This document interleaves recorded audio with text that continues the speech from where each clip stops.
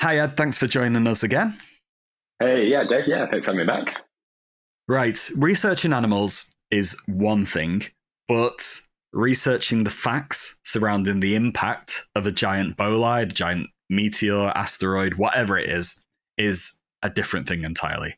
So, were you confident in taking on something that is, I guess, so outside of your immediate background? You know, you're not an expert in planetary collisions and physics and any of No, that. absolutely not.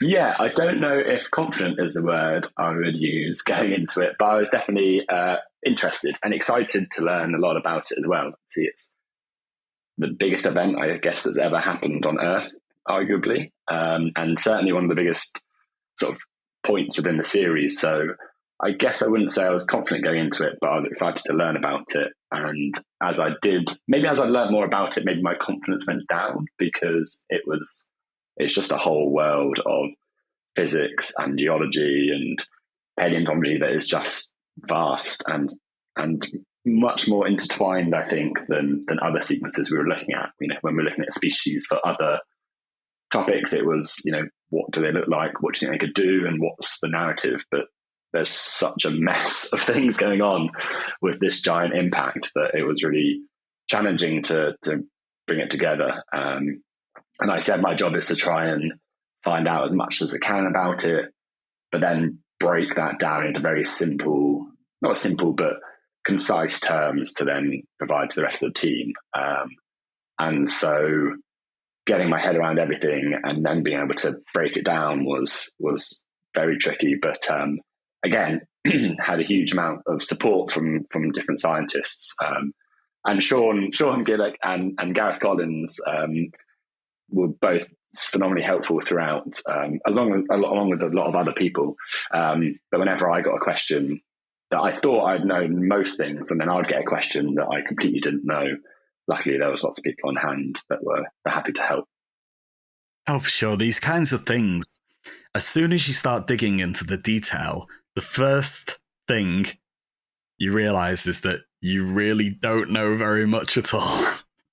Exactly. You quickly realize that. So I guess you got to be flexible as part of this job and approach unknowns in a way that you can get answers efficiently and correctly. Yeah, absolutely. And I think you can't, before it's all been researched properly, you can't work out what your final result's going to be. You have to make sure you do the research first. And so then you can remain flexible and you know, you learn about one part of the asteroid impact that you had no idea was going to happen. You know, the whole sky is on fire and it's not on fire, actually, it's technically incorrect. But that, you know, these huge impact events that happen, and then you think, oh my God, that's insane. You know, didn't realize that before. We've got to get that in the show. And so, yeah, definitely listening to what we find and the people we speak to have to be willing and flexible to adapt, because that's ultimately what makes the show better. If you try and stay too fixed into an initial preconception, then you might be able to pull that off, but you might then miss out on a lot of amazing information and story that you didn't realize was there.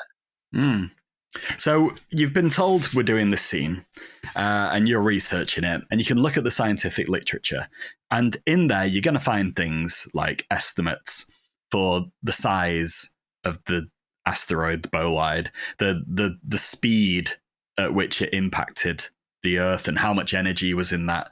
But then which other questions did you have to try and find answers for? Because you can't really Google how long would it take to cook a Triceratops to death, which is something that, you know, we had to show in the episode.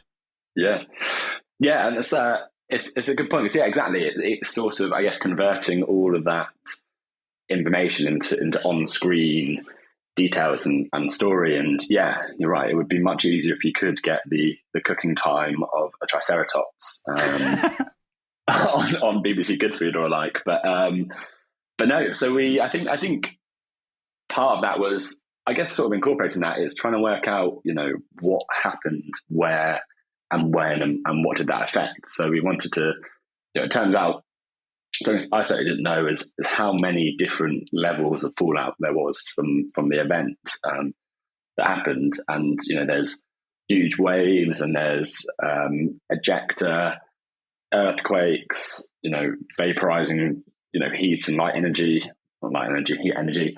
And so working out how to depict all of those was tricky, because we wanted to make sure we were accurate with it. So if we wanted to show, the waves, we had to make sure that we showed the waves at the right time when the animals weren't actually already vaporized, or the animals weren't in pitch black already. So we had to find locations where each of those events happened sort of first, in a way, so that we could depict them without a whole other mess of other things happening, and work out which species we could use. So, for example, our Alamosaurus we had with the rising water, we had to make sure they were inland location, so that was a subsequent effect of the earthquakes that happened, which would have reached them before the huge ejecta cloud. Whereas elsewhere, if we were looking at using the ocean tsunamis, they took 9 hours, it turns out, to travel across the water. And by that time, everything was in pitch black that they hit. So that makes not very good telly. So we had to be really, really look into and do a lot of number crunching, which Tom, I have to admit, did a huge amount of, to work out exactly what happened where and how we could depict that. So it took years to make this. It took years of research and pre-production and production. During that time, there was the new fossil site, Tanis. That one recorded details of the day that the impact occurred. There was so much that's in that. Episode 137 of Paleocast, obviously. We've all listened to that. You remember it well. Yeah, exactly. Me too. Did any of those details manage to make it into the episode, or was it just, did it come out too late? Yeah, so actually, no, tennis was a huge help. So particularly on the sort of wave part that I mentioned, and so we wanted to show how the water behaved and how that impacted things on land. But we couldn't really use the ocean tsunamis because, like I said, a lot of the time they took so long to move from the crater that to show anything on land would have been pretty devastated already. So what Tanis did was sort of gave proof. There was layers of fossilized fish in there, but within those layers of fish there were small spiracles. Ways to pronounce it, I think, but tiny little beads that were basically part of the ejecta that fell back to Earth. And so within Tanis, there was mixed layers of fish with these bits of ejecta all mixed in, which meant, obviously those fish in layers had been displaced, and that wasn't sort of naturally how they would fall. So it meant that something had happened in those locations prior to the arrival of all the ejecta cloud. And it turns out that was sort of formed by these inland waves called seiche, or seiches. And it was basically the huge earthquakes sort of ripped through and moved much faster than any other fallout and reached past the world first. And that caused huge shaking of the land, creating these giant inland waves, which then allowed us to show that basically we were able to do it in daylight. We were able to do, have the sequence where we could see the details of all this water moving, thanks to the evidence from Tanis. So it was definitely really helpful for that part, because that was a real head scratcher for a while. So that was a real help.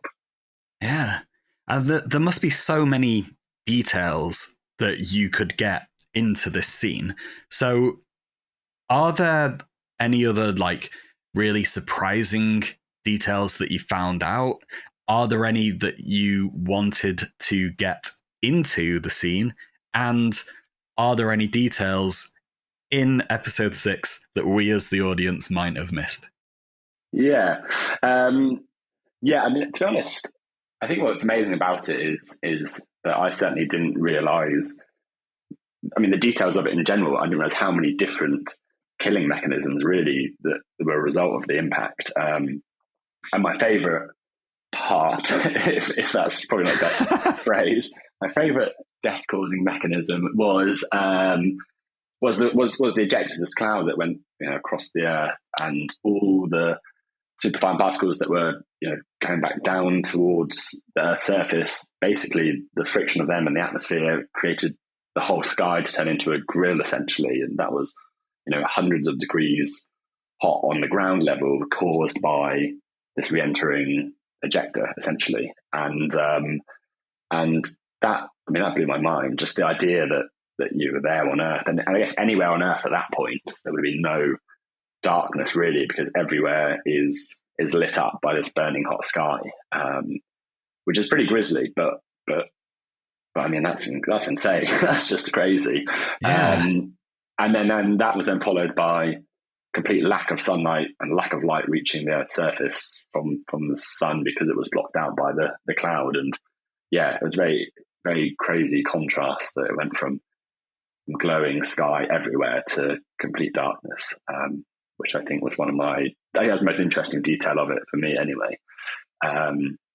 In terms of what we'd love to get in there, I think the details around the actual point of impact in Chicxulub, so the Chicxulub crater, would have been, you could have done a whole episode on that, basically.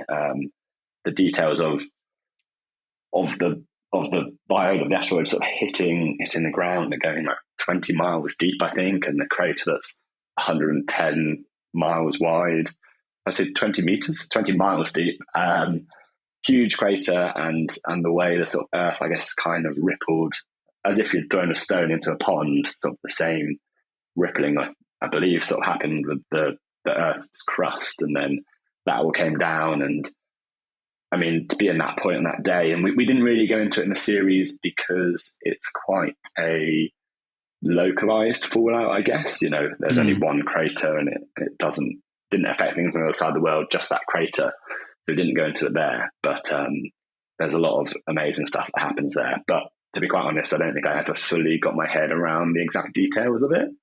No, you mean scientists are working on this? Like how many? Yeah, Tens? 50? Scientists dedicated their life to trying to figure this out. Yeah, exactly. It's a big thing. And they're still doing it, and it's amazing the work they're doing, drilling down into it. So so that's a shame, but I'm sure there's plenty more to come on that. And and then I think like I said, the sort of the SESH events inland, I think, were sort of something. I think you could probably assume that when you see a huge tsunami wave coming to land, naturally, I think you would assume it's coming from the ocean. But what we're depicting was all happening inland, and they're waves that are hundreds of meters high from lakes, which doesn't seem like it would be possible, but it happened, which is crazy. And so I think that's a really interesting detail. And I guess if you grabbed if you want to see what a sage looks like, grab a washing up bucket and just shake that back and forth. That's what we did to get our heads around it. And you see the waves splashing side to side and peaking up in the middle, and it helps to understand it. And if you want a more Alamosaurus sort of first-hand view of that, try it in the bath, and you get splashed around a bit that way. Don't tell me that the CGI for the wave was actually shot in a bath or something like that. No, we can't reveal too many secrets of when Tom was in the bath filming the water go back and forth. But we'll leave that to the imagination of others. Right. But, how many hours, how many days of your life went into this? Went into just, what are going to be just a couple of minutes of CGI. So how do you feel about the fact that all of that effort is over in just the flash? Yeah. How many hours? It's a good question. Many hours, many days, many weeks of looking into it. And it was something that kept coming up again and again as we had more questions, unlocked more questions and more questions. So yes, certainly months, maybe years, it felt like, where the KBG extinction took over. I thought my brain might be most recent victim of the whole event, but still functions now, just about. And so a lot of effort, a lot of questions went into it. But and you're right, it is, it's a quick sequence on TV, but I don't know, it feels quite fitting with this event, because I think that's what's so unique about this extinction compared to the others. It was happened effectively in a moment when this impact happened that unlocked and unleashed the whole extinction event. So it was a lot of time, but also the fact that it happens and then it's done on TV is kind of quite similar to what happened on the day. This thing hit, and the world was never the same. And then also, like you sort of touched on earlier, I was looking at it for what felt like a long time, but there's incredible science community across the world that are spending careers and lifetimes looking into these things, and if it wasn't for that, we would have no idea. So yeah, spending a bit of time hearing their work and their research, was a nice thing to be able to do, to get it to the screens and get it out there. Okay, so we spoke in the first interview with you about the variety of your work, and you're going into things like looking at Camaraceris, trilobites, you're looking at ice formation, you do a lot of short, intense, focused research. And so I just wanted to know whether looking at something like this event, the KPG mass extinction, does that leave an impact upon you? Haha, that's a good pun. Do you retain an interest in that, given how in depth you got?